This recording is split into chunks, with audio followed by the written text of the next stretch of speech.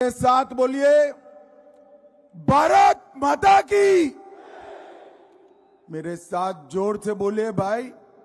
पीयूष भाई ने कहा 6 की 6 सीटें जितनी है या नहीं जितनी है?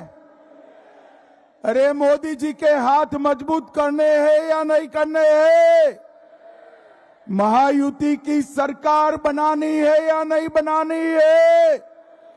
तो मेरे साथ दोनों हाथ उठाइए, विजय के संकल्प की मुट्ठी भींचे और प्रचंड आवाज से बोलिए भारत माता की जय श्री राम, जय जय श्री राम। मंच पर उपस्थित हमारे वरिष्ठ नेता श्रीमान रामबाबू जी, यहां के लोकप्रिय सांसद, केंद्रीय मंत्री और मेरे मित्र श्री पीयूष गोयल जी, श्री गोपाल शेट्टी जी, प्रवीण यशवंत देरेकर जी, सुनील राणे जी, गणेश खाकर जी, सत्य प्रकाश सिंह जी, दिलीप पंडित जी और आज सभा की अध्यक्षता कर रहे महाराष्ट्र प्रदेश मुंबई प्रदेश भाजपा के अध्यक्ष भाई आशीष शेलार जी, और आज यहां पर हमारे 6 प्रत्याशी उपस्थित है। सबसे पहले बहन मनीषा चौधरी जी, मनीषा जी आगे आइए जरा। संजय उपाध्याय, जोर से ताली बजाओ संजय के लिए। अतुल भातलकर जी, अतुल जी आगे आइए। योगेश सागर, विनोद शेलार, प्रकाश भाई सुरवे, प्रकाश आगे आओ भैया, जरा जोर से ताली बजाइए। उत्तरी मुंबई वालों 6 के 6 को जिताना है। और आज इस विराट सभा में आए हुए प्यारे भाइयों, बहनों, माताओं और मेरे जिगर के टुकड़े जैसे युवा मित्रों, आप सभी को राम राम। बोरीवली वालों, मैं मुंबई आया हूं तब सबसे पहले भगवान सिद्धि विनायक के चरणों में मेरा प्रणाम करता हूं। आज देव दीपावली है, भगवान विठोबा का पुण्य स्मरण करता हूं। मां मुंबा देवी और महालक्ष्मी माता के चरणों में भी प्रणाम कर कर मेरी बात की शुरुआत करता हूं। ये महाराष्ट्र जिन्होंने पूरे देश के अंदर स्वराज का मंत्र देने का काम किया, वीर शिवाजी महाराज शिव छत्रपति की भूमि है। ये महाराष्ट्र ज्योतिबा फूले, भीमराव अंबेडकर जी और क्रांति ज्योति सावित्री फूले की भूमि है। ये महाराष्ट्र तिलक महाराज और वीर सावरकर की भूमि है। ये महाराष्ट्र की पवित्र भूमि को मैं प्रणाम कर कर मेरी बात की शुरुआत करता हूं। उत्तर मुंबई वालों, मैं उत्तर मुंबई में आया उसके पहले पूरे महाराष्ट्र का दौरा कर कर आया हूं। मैं उत्तरी महाराष्ट्र में भी गया, पश्चिमी महाराष्ट्र में गया, विदर्भ गया, कोंकण गया, मुंबई भी आकर गया हूं। महाराष्ट्र विधानसभा का परिणाम बहुत स्पष्ट है। बोरीवली वालों, जानना है क्या? अरे जोर से बोलो, जानना है क्या? तो मेरी बात ढंग से याद कर लो। 23 तारीख को महाराष्ट्र में महायुति की सरकार बनने जा रही है और अघाड़ी का सुपड़ा साफ होने जा रहा है। भाइयों बहनों, ये 10 साल के अंदर नरेंद्र मोदी जी ने न केवल महाराष्ट्र, पूरे देश को समृद्ध और सुरक्षित करने का वादा किया। नरेंद्र मोदी जी की जो वादा होता है वो पत्थर पर की लकीर होता है। भारतीय जनता पार्टी का संकल्प पत्र ये पूरा होने के लिए होता है। भाइयों बहनों, मैंने महाराष्ट्र भाजपा का संकल्प पत्र घोषित किया, उसी दिन ये अघाड़ी का संकल्प पत्र कांग्रेस के अध्यक्ष खरगे जी ने किया। कुछ दिन पहले ही खरगे जी ने महाराष्ट्र वालों को नसीहत दी कि आप लोग संकल्प पत्र ऐसा बनाओ जो वादे पूरे हो, क्योंकि उन्होंने कर्नाटक में जो वादे किए वो पूरे नहीं हुए, हिमाचल में जो वादे किए पूरे नहीं हुए, तेलंगाना में जो वादे किए पूरे नहीं हुए। और खरगे साहब, आपको आपकी पार्टी भी नहीं सुनती है। अघाड़ी ने जो वादे किए हैं वो भी महाराष्ट्र में पूरे नहीं करेगी।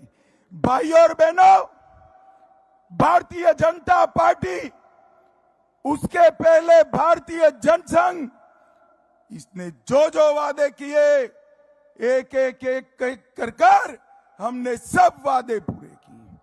जब हम कहते थे जहां हुए बलिदान मुखर्जी वो कश्मीर हमारा है, हमारा मखौल उड़ाया जाता था। धारा 370 कैसे हटेगी? 2/3 बहुमत चाहिए। कभी भाजपा का 2/3 बहुमत नहीं आएगा। 2019 में मुंबई वालों, आपने मोदी जी को दूसरी बार प्रधानमंत्री बनाया। मोदी जी ने धारा 370 और 35A को समाप्त कर दिया और कश्मीर को हमेशा के लिए भारत के साथ जोड़ने का काम किया। मुझे बरोबर याद है, पीयूष भाई भी थे जब मैं धारा 370 हटाने का संकल्प लेकर राज्यसभा में खड़ा हुआ।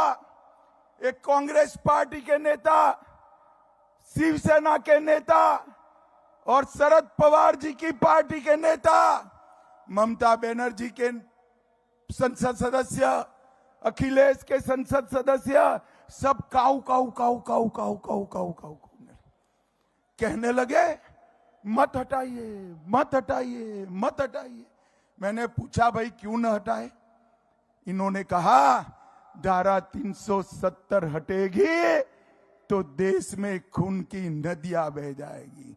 अरे राहुल बाबा, 6 साल हो गया, 6 साल।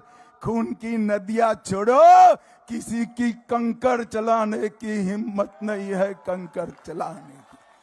नरेंद्र मोदी जी ने देश से आतंकवाद को उखाड़ कर फेंक दिया है। नरेंद्र मोदी जी ने देश को सुरक्षित किया है, नक्सलवाद को उखाड़ कर फेंक दिया है। और भाइयों बहनों, अभी अभी कांग्रेस पार्टी ने कश्मीर की विधानसभा में प्रस्ताव पारित किया है कि हम धारा 370 वापिस लाएंगे। बोरीवली वालों, मैं कहकर जाता हूं, कान खोलकर सुन लो, ये राहुल बाबा क्या, इनकी चौथी पीढ़ी भी आएगी, धारा 370 वापिस नहीं। भाइयों बहनों, पूरा देश मानता है कि कश्मीर भारत का अभिन्न अंग है। अभी अभी सुशील शिंदे जी ने कहा कि मैं गृह मंत्री था, कश्मीर जाते हुए डर लगता था, डर लगता था। शिंदे साहब, कोई बात नहीं, आप गृह मंत्री थे, आपको डर लगता था। मैं अभी बताता हूं, पोते पोतियों को लेकर चले जाओ, आपका बाल भी बांका नहीं होगा। और बोरीवली वालों, आप भी कहीं और वैकेशन मत करना, कश्मीर जाकर शिकारे में घूम कर आना और मोदी जी को याद करना। भाइयों बहनों, हमने सालों से कहा था कि हम राम जन्मभूमि पर मंदिर बनाएंगे। राहुल बाबा, 19 के चुनाव में मैं पार्टी का अध्यक्ष था। हर जगह हमें कहते थे मंदिर वही बनाएंगे, तिथि नहीं बताएंगे। मेरा मखौल उड़ाते थे। और भाइयों बहनों, राम की कृपा देखिए, 19 में आपने मोदी जी को फिर से प्रधानमंत्री बनाया और मोदी जी ने 5 ही साल में केस भी जीता, भूमि पूजन भी किया, निर्माण भी किया और प्राण प्रतिष्ठा कर कर जय श्री राम कर दिया।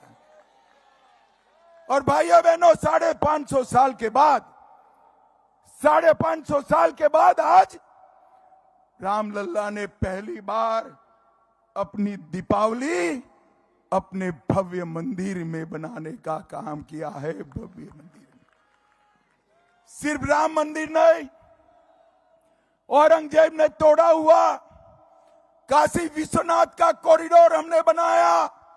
और भाइयों बहनों, तैयार रहना, सोमनाथ का मंदिर भी फिर से सोने का बन रहा है, सोने का बन रहा है। ये नरेंद्र मोदी सरकार है, ये भाजपा की सरकार है, जो कहती है वो करती है।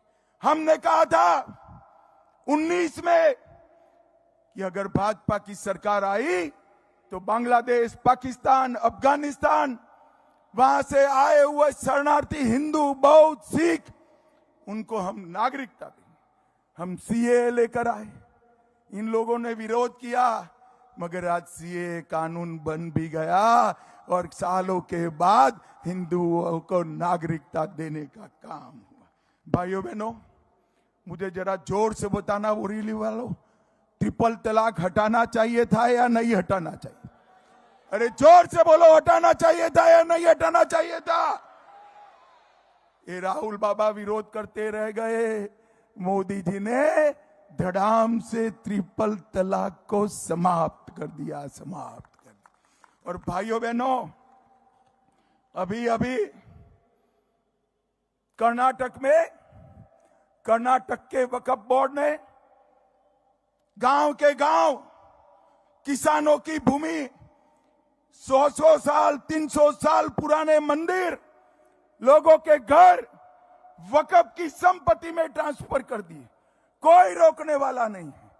मगर आप चिंता मत करो, यहां ऐसा नहीं होगा।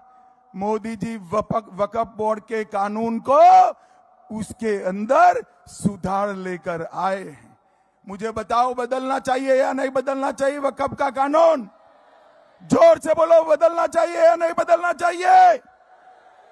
ये विरोध कर रहे हैं गाड़ी वाले, पवार साहब, कान खोलकर सुन लो, जितना दम है विरोध कर लो। वक्फ का कानून संसद में पारित होने वाला है, पारित होने वाला है। और भाइयों बहनों, उनकी तुष्टीकरण की नीति की इंतहा देखिए, उसकी सीमा देखिए। कुछ उलेमा मिलने गए महाराष्ट्र के कांग्रेस प्रदेश के अध्यक्ष को, और उन्होंने कहा मौलानाओं को 15,000 रुपया तनख्वाह देनी चाहिए, मुसलमानों को 10% आरक्षण देना चाहिए और दंगा फैलाने वालों को जेल से रिहा करना चाहिए। भाइयों बहनों, आप सहमत हो क्या? जोर से बोलो, सहमत हो क्या? और जोर से पीछे बोलो, सहमत हो क्या? अरे चिंता मत करो, चाबी आपके हाथ में है, गाड़ी को हरा दो, न बचेगा बांस, न बचेगी बांसुरी। अगर ये सब रोकना है तो एक ही रास्ता है, मोदी जी के नेतृत्व में, मोदी जी के नेतृत्व में, यहां पर मोदी जी के नेतृत्व में महायुति की सरकार बनाने का ही रास्ता है। भाइयों बहनों, मैं जब यहां आया हूं तब आपको कहना चाहता हूं, इतने सालों से मराठी को शास्त्रीय भाषा का, क्लासिकल लैंग्वेज का स्टेटस देने के लिए मांग थी। मैं शरद पवार जी का हिसाब किताब मांगता हूं। 10 साल केंद्र में मंत्री रहे, कई साल मुख्यमंत्री रहे। शरद राव आपने क्या करा? खैर उन्होंने तो नहीं किया, हमारे मोदी जी ने मराठी को क्लासिकल लैंग्वेज बनाकर महाराष्ट्र का सम्मान करने का काम किया। और मुंबई वालों, मैं बताने आया हूं, आज मोदी जी के 10 साल के शासन के बाद मैं भी मुंबई बहुत आता जाता हूं। मेरा तो जन्म भी मुंबई में हुआ है। 10 साल पहले एक सवाल होता था, मुंबई 10 साल के बाद कैसे चलेगी? होता था या नहीं होता था? बताओ भाई। ट्रैफिक के प्रॉब्लम थे या नहीं थे? ट्रेन के प्रॉब्लम थे या नहीं थे? घंटों घंटों तक मुंबई से यहां आने में देर लगती थी या नहीं लगती थी? आज देखिए 18,600 करोड़ रुपए से 22 किलोमीटर लंबा trans harbour link Atal Setu Modi ji ने पूरा कर दिया। मुंबई वालों, मुंबई अहमदाबाद बुलेट ट्रेन लगभग कुछ ही साल में ये बुलेट ट्रेन भारत की हाई स्पीड ट्रेन शुरू हो जाएगी। और 14,000 करोड़ का मुंबई कोस्टल रोड 87% काम हो गया है। 2 साल में कोस्टल रोड भी आप लोगों के लिए चालू हो जाएगा।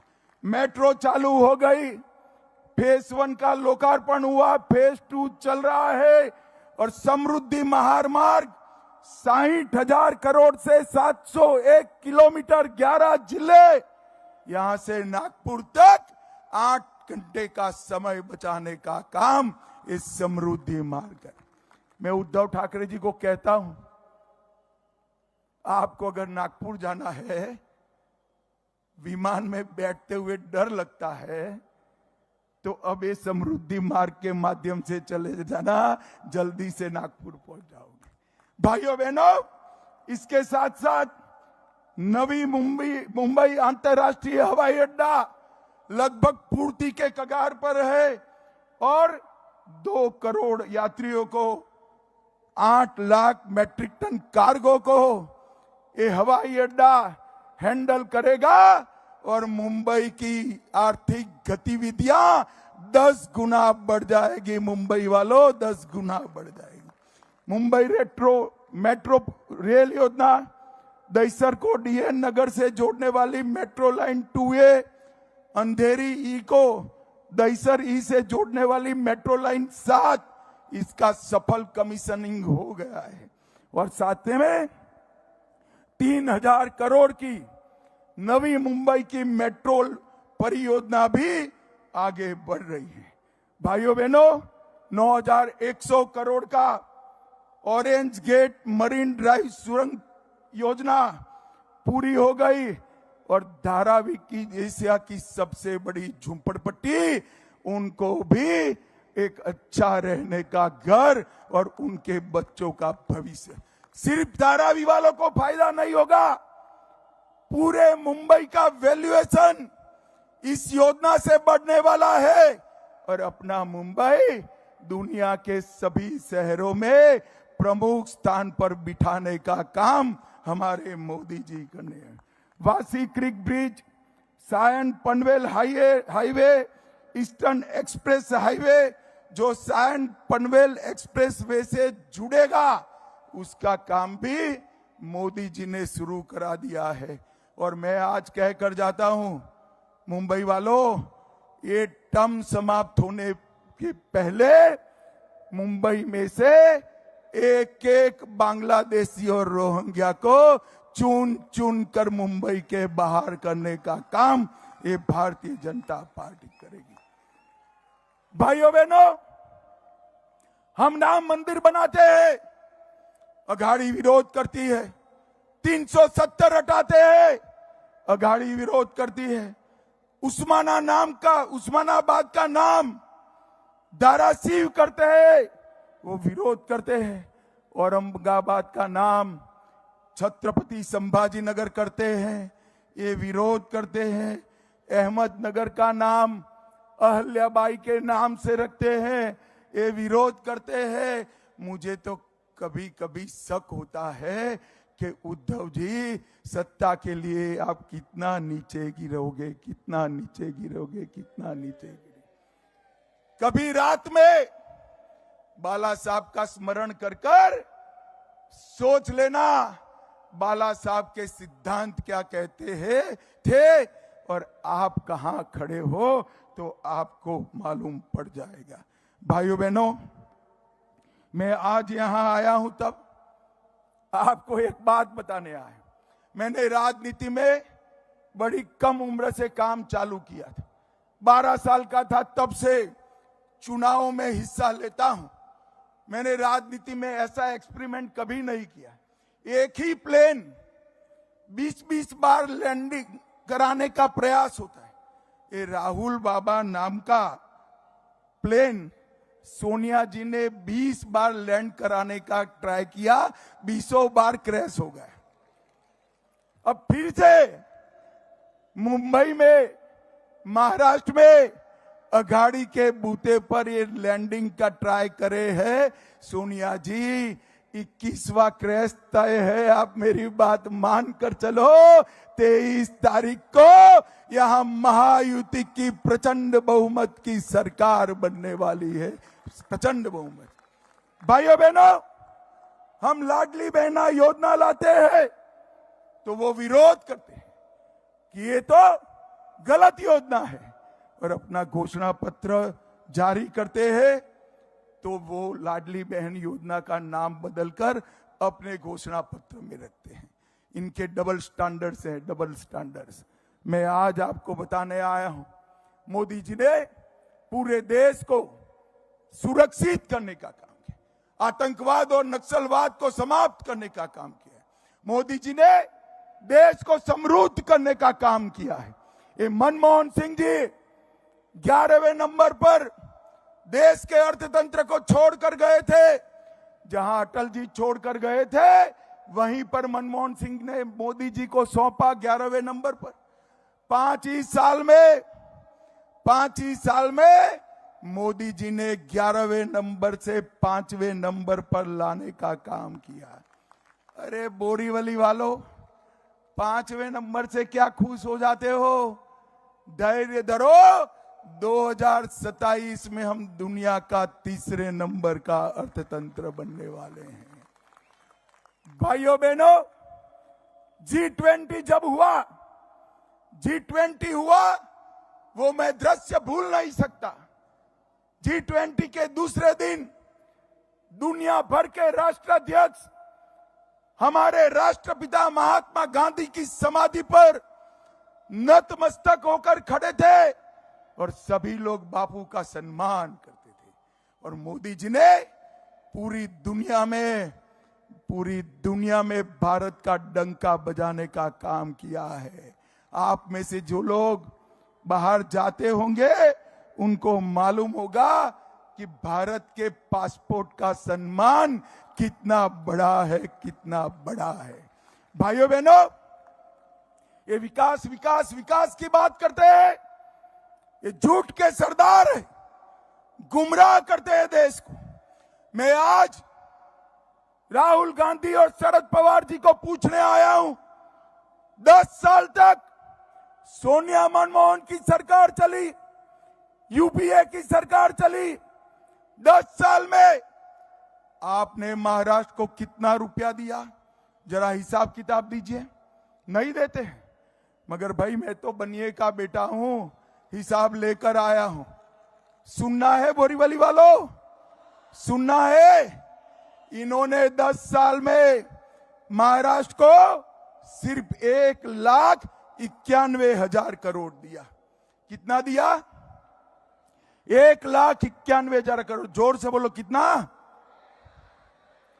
मोदी जी ने 4 से 14 में 1,91,000 करोड़ और मोदी जी ने 14 से 24 में 10,15,890 करोड़ रुपया देने का काम किया। महाराष्ट्र का विकास नरेंद्र मोदी के शासन में हुआ। शरद राव, आपका जब शासन था तो आप कोरी राजनीति करते रहे, कोरी। और भाइयों बहनों, अभी अभी पीयूष भाई ने बताया, ये वढवान का पोर्ट एशिया का सबसे बड़ा पोर्ट 70,000 करोड़ रुपए की लागत से महाराष्ट्र में बनने जा रहा है, जो महाराष्ट्र की आर्थिक गतिविधियों को अनेक गुना बढ़ाने का काम करेंगे। और 3 साल से फॉरेन डायरेक्ट इन्वेस्टमेंट में हमारा महाराष्ट्र पूरे देश में नंबर 1 पर है, नंबर 1 पर। अब मैं अंतिम बात कहना चाहता हूं, भाइयों बहनों, ये किस तरह से जनता को गुमराह करते हैं। अभी अभी कुछ दिन पहले राहुल बाबा महाराष्ट्र में आए, एक सभा में उन्होंने संविधान लहराया। अब लहराने को तो लहरा दिया, संविधान पर लेक्चर भी झाड़ा, मगर जब संविधान बटा और कुछ पत्रकार मित्रों ने संविधान को खोला, अंदर एक भी शब्द लिखा नहीं था। फर्जी संविधान उन्होंने जनता में बांटा। इस तरह की गुमराह करने की राजनीति। राहुल बाबा, शर्म करो, शर्म करो। संविधान विश्वास का सवाल होता है, संविधान श्रद्धा का सवाल होता है। आपकी ओछी राजनीति के लिए संविधान का आप उपयोग करते हो। आपको जरा भी शर्म है तो चुल्लू भर पानी में आपको डूब जाना चाहिए, डूब जाना चाहिए। भाइयों बहनों, ये अघाड़ी, ये राहुल गांधी, शरद पवार और उद्धव ठाकरे महाराष्ट्र का विकास नहीं कर सकते। कोरोना में हमने देख लिया है किस तरह से सरकार चलाती। विठोबा के चरण छूने में भी डर लगता था, घर से वीडियो कॉन्फ्रेंस करते थे, कहीं राउंड नहीं लेते थे। इस तरह से सरकार नहीं चलती है। आज एकनाथ शिंदे, हमारे देवेंद्र फडणवीस जी और अजित दादा गांव गांव, घर घर, गली गली, शहर शहर घूमकर महाराष्ट्र के विकास को गति दे रहे हैं। और ऊपर नरेंद्र मोदी जी हैं। भाइयों बहनों, मैं आज आपको कहकर जाता हूं, एक 5 साल महायुति को दे दीजिए, मोदी जी का हाथ मजबूत कर दीजिए। न केवल महाराष्ट्र, पूरा भारत मोदी जी के हाथों में सुरक्षित और समृद्ध बनेगा। मुझे बताओ बोरीवली वालों, हमारी 6 के 6 सीट उत्तर मुंबई संसदीय क्षेत्र की भारतीय जनता पार्टी को जिताओगे क्या? अरे जोर से बोलो, जिताओगे? प्रचंड बहुमत से जिताओगे? अब यार कुछ हजार लोग हो और कहते हो प्रचंड बहुमत से जिताएंगे, मैं कैसे मान लूं? मैं ऐसे नहीं मानूंगा भाई। एक आइडिया बताऊं आइडिया? कितने लोगों के पास मोबाइल है? हाथ ऊपर करो जरा। सबके पास मोबाइल है ना? तो यहां से निकलकर 21 फोन अपने सभी मित्र परिवार, सगे संबंधी को करना है कि कमल, धनुष बाण और घड़ी पर बटन दबाना है। भाई को, भाभी को, माँ को, पिताजी को, पड़ोसी को, फूफा को, फूफी को, काका को, काकी को, भतीजे को, भतीजी को। करोगे क्या? जोर से बोलो, करोगे? कमल के निशान पर बटन दबाओगे? मोदी जी के हाथ मजबूत करोगे? तो मेरे साथ दोनों हाथ उठाइए, उठाइए दोनों हाथ, विजय के संकल्प की मुट्ठी भींचे और प्रचंड आवाज से बोलिए, जय श्री राम, जय जय श्री राम, भारत माता की, वंदे वंदे। आप सभी का बहुत बहुत धन्यवाद। नमस्कार। अमित भाई, तुमचे खूप खूप धन्यवाद। मी विनंती